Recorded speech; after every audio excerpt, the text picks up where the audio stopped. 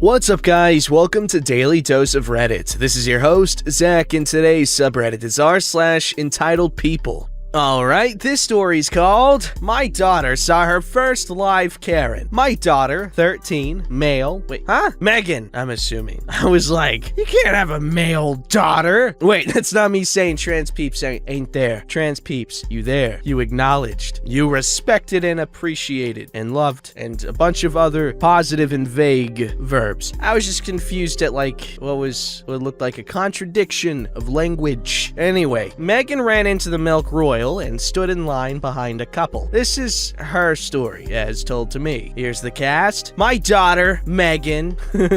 Karen. Decent dude. The second half of this couple. Cashier. Megan walked into the Milk Royal with a short list. She stood behind the couple and watched as decent dude ordered. You know those little display cases they have for their gift cards? Karen is living up the gift cards and stuffing them into her pockets. After lifting at least 20 of these cards are free, right? Cashier looks surprised and glances at his screen before responding, no ma'am, you have to pay for it. Karen, looking smug as if prepared for the fight, and where does it say that? It doesn't even have a price. You have to say if it's not free. Apparently this had happened before.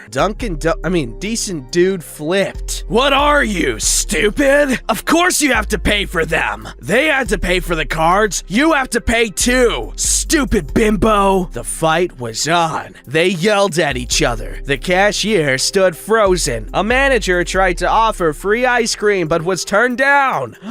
Until finally, the man stormed out. Profanities! Stop staring! Just give me my food! I know she didn't actually say profanities, but it's italicized, so I have to say it in like vaguely Latin-esque accent. As she gets all her food set on the counter, she throws the gift cards at the cashier, grabs her bag, and leaves, still yelling. Megan said she was so upset, but that she knew if she had said anything, the woman would have hit her. She did not want to get into a physical altercation. As we drove away, I walked her through how to make a phone call to the police in this situation. You'd say, I am Megan. I'm at the Milk Royal on 3rd, and there is a woman harassing the employees. I'm beginning to fear for their safety. This is a white woman, 50-ish years old. Ha! White woman, Milk Royal, figures. Megan says, could you see what was happening? How'd you know she was white? How'd you know how old she was? I could only chuckle. That's funny. I'm glad OP was able to infer how, just exactly what kind of demographic we're dealing with, causing a disturbance at Milk Royal. What even is Milk Royal? Sounds like British propaganda. I will not have them imperialize my milk! Someone get Alex Jones on this. I need our best men. Good job on Megan, though, for keeping her chill, and not getting hurt. Alright? You know what they say, don't be a hero, because, wait, who would want you to not be a hero? No one, other than a villain.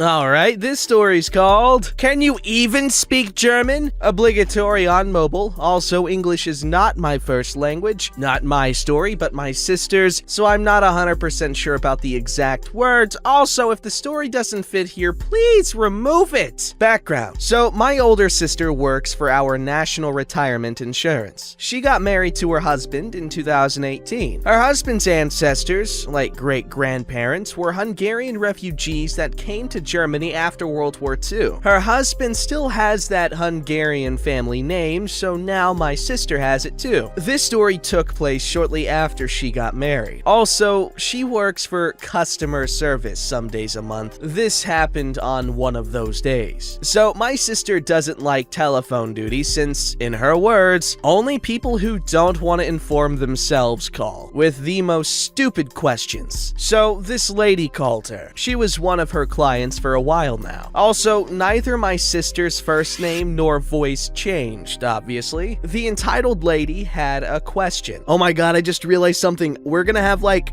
off-planet based customer service, like, eventually. Like when we eventually colonize like the atmosphere of Venus or like the inside of Mars. We're eventually gonna have branches of companies there instead of having to deal with the insane latency. Anyway, I'm sorry, that's not relevant. Hello, German Retirement Insurance, Sarah Zorba, fake name, speaking.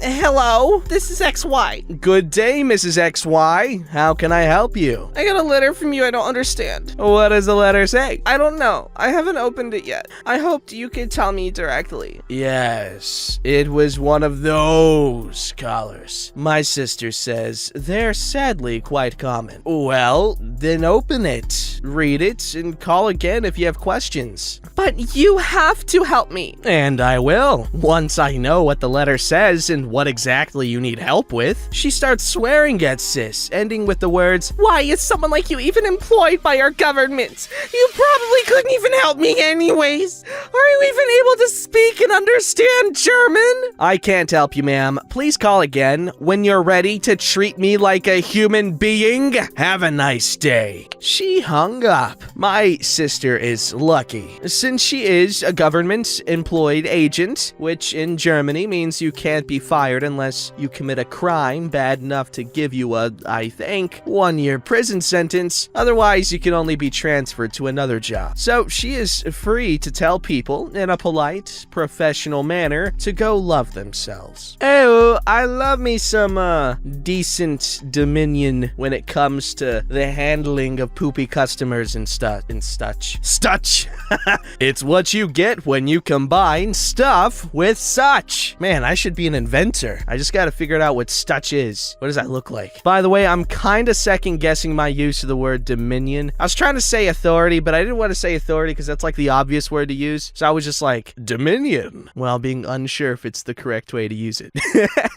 Alright, this story's called Homophobic Carrot. I had previously written on this subreddit about getting mistaken for an employee while out shopping with my boyfriend. You can read about that experience here. I'm of average height, weight, slender, in my late 30s, but can pass for mid-20s, and am very obviously gay. This is partially relevant to the story. I've been in a relationship with my partner for almost 2 years. A little over 8 months ago, me and the other half made the decision to move in together. Prior to that, I lived with roommates and had been in the military. I had just dropped the last of my items that were stored at my mother's house in my old bedroom at the apartment when I saw the fridge needed restocking. The 2 grocery chains that I used to shop at are not available in my current area of residence. So I bit the bullet and went to that Helmuth, I'm assuming, like Plymouth, Helmuth, or is it Hellmouth? I hope it's Hellmouth, that's a cool ass word. Hellmuth of retail establishment I shall refer to as Malwart. Let's call it Malwart. There aren't enough words to express how much I despise this place. Someone's not getting sponsored. Unfortunately, it is one of the only affordable places within a reasonable distance from my new residence. Whether I like it or not, it really has everything we could possibly need. My shopping trip wardrobe was a sky blue message t-shirt that read, "You are the Monday of my life." Cut off, torn, faded blue jean shorts, beat up running shoes, and a custom-made face mask with my dog's picture on it. To anyone with more than half a brain, I looked nothing like a Malwart associate. I was in the produce section minding my own business, trying to decide between red or yellow onions, when a maybe late 40-ish, fake red-haired, unmasked Karen approached me. I have very good peripheral vision and situational awareness, so I knew she was there even before she uttered a single word from her heavily made-up food processor. This woman was dressed to the nines and looked like she should have been shopping at Saks Fifth Avenue instead of at a discount grocery store. Excuse me? I moved my cart thinking she needed to get by me. Excuse me? I'm sorry, did you need something? Took you long enough to acknowledge me. That's not how you treat a customer. customer. I thought she was kidding. Then I realized she was serious. I could feel my anxiety spiking, but I at the same time relished the opportunity of roasting this obviously entitled woman who clearly has never had to work a day in her life. You must be confused. I don't work here, lady. Of course you do. You're wearing a blue shirt. I'm wearing a t-shirt with an inscription on it, torn shorts and sneakers. How on earth do I look like an employee to you? I moved out from behind my cart and straightened out my shirt so she could read it. Her expression changed as she started to look embarrassed. Whether it was sheer refusal to admit she was wrong or foolish pride, she ended up choosing to double down on her entitled logic. If you don't help me, I'm getting your manager. Oh, for God's sake. Are you stupid as well as rude? I just told you, I don't work here. Other shoppers turned and looked, then sidled away or disappeared down nearby aisles. Side note, I've learned that if you embarrass the hell out of these entitled wank stains, they usually back off. In this case, it seemed to be working. Her face had started to turn red and there was still no employee in sight. I'm shopping for groceries, just like you. Also, you should have a mask on. Commence entitled rant about the virus being a hoax and how masks are an infringement upon her right to life, liberty, and the pursuit of happiness. She really said that, capping it all off with a jab at me for not being a free thinker like her. This message is brought to you by Turning Point USA. Oh my god, lady, you are nuts! It's clear based on how you're dressed that you're well off. Apparently having money can't buy you class. Seriously, learn how to treat people with respect, you you flying bison. There we go. Evidently, no one had ever called her out on her entitled behavior before because her jaw hit the floor. I shouldn't add ski to the ends of words in the stories.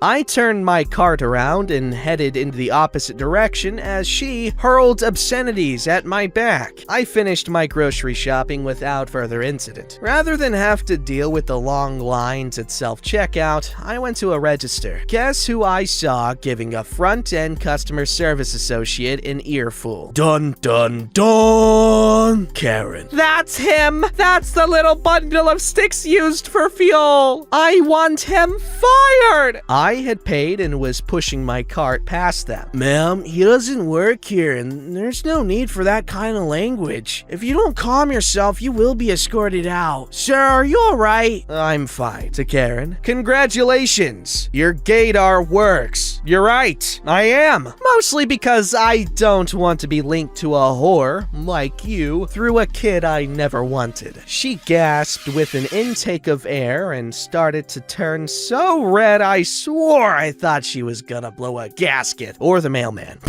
I spoke before she could start another rant. How ignorant do you have to make yourself look before you finally accept that you messed up? I point at the rock on her finger. Give your husband my condolences and tell him I said, hey! Adding this because some people can't seem to comprehend that a person can lower or lift a mask. I detached my mask from one side to deliver the final blow. I winked and lipped my lips. I think that finally did it because she kept her mouth shut and looked like her ego had been deflated. I can't speak for everyone in earshot, but I got a glimpse of the customer service associate's face as I walked away, and he was trying so hard not to bust out laughing. I left the store and loaded up my car. On the drive home, I called my retired Irish-Italian auntie in New York to tell her what had happened. She cracked up. Her response?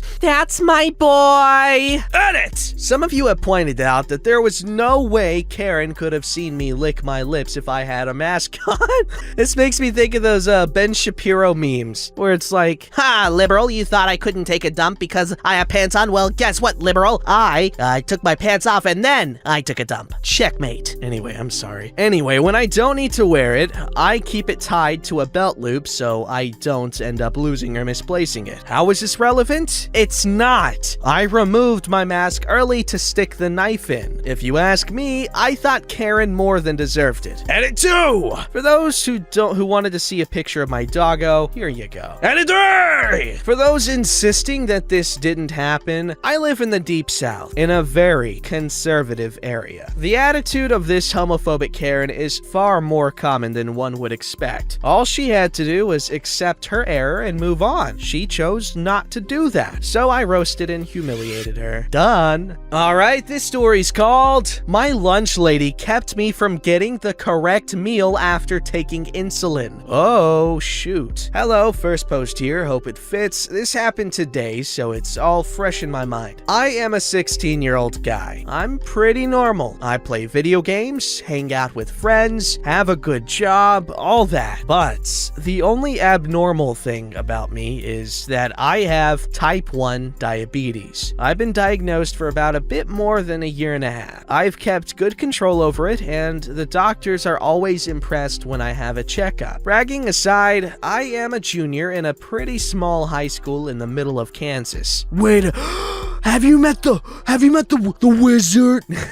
One of the things I do is take insulin 10 to 15 minutes before I eat, so it has time to go into effect. With the school lunch, there are two options, a chicken salad and a cheeseburger. I decided to go with the cheeseburger. I take my insulin and go up the line. There are two separate tables, each with two white to-go boxes with the food in them. I grab a box from the left table, and before I take 2 steps, my friend points out to me that that's the salad. I set the box back down and go to grab the other box, but the lunch lady shouts at me, "Hey, don't you dare!" I look at her, and she looks at me like I just slapped a puppy in the face. I ask what's wrong, and she said that I already grabbed the salad, so I have to take the salad. Note, I didn't even open the box. I explained to her that I'm a diabetic and already took insulin. She shakes her head and says in a sickly sweet tone, "I'm sorry, that's not my problem. Take the salad and go sit down, now." I tried once more to tell her the situation, but she just pointed at the salad table and tells me to take the salad or I don't get anything. I'm a little pissed at this point, so I take the salad and go off to my table with my friends and tell them the situation. They removed the vending machines in the cafeteria over the summer, so there was no way for me to get the correct amount of carbs without stealing another kid's cheeseburger. One of my friends tells me I should go get the principal quickly before the insulting fully sets in. I go to the office and tell him and the counselor the situation, a little panicked because it had been well over 10 minutes since I took the insulin. I'm very tight with the principal, so he walked me back up to the cafeteria and talked to the lunch lady. He tells her, "Lunch lady, give him the cheeseburger. He really needs it." But he already took a salad. He can deal with it. Principal just sighs, grabs the cheeseburger box, and shoved it into my hands and tells me to go sit down. I listen to him and walk back to the table. I sit relatively close to the lunch line, so I and my friends can barely hear the principal talk to her. "How you acted was truly out of line. I thought you understood to treat his and other diabetic kids' situation with care and understanding." He went on for another minute and ended up just telling her off and heading back to his office. I ate in peace. I'm glad that she got told off, and maybe she'll know better next time. Yes, this is like, man, see, before I used to be like super orderly or whatever, like, oh, authority exists for a reason, people should, like, I never like at all questioned, authority. If someone who has a semblance of authority over me says something, I'm like, okay, cool. I'm like, that's how it is. I mean, unless it's like parents, because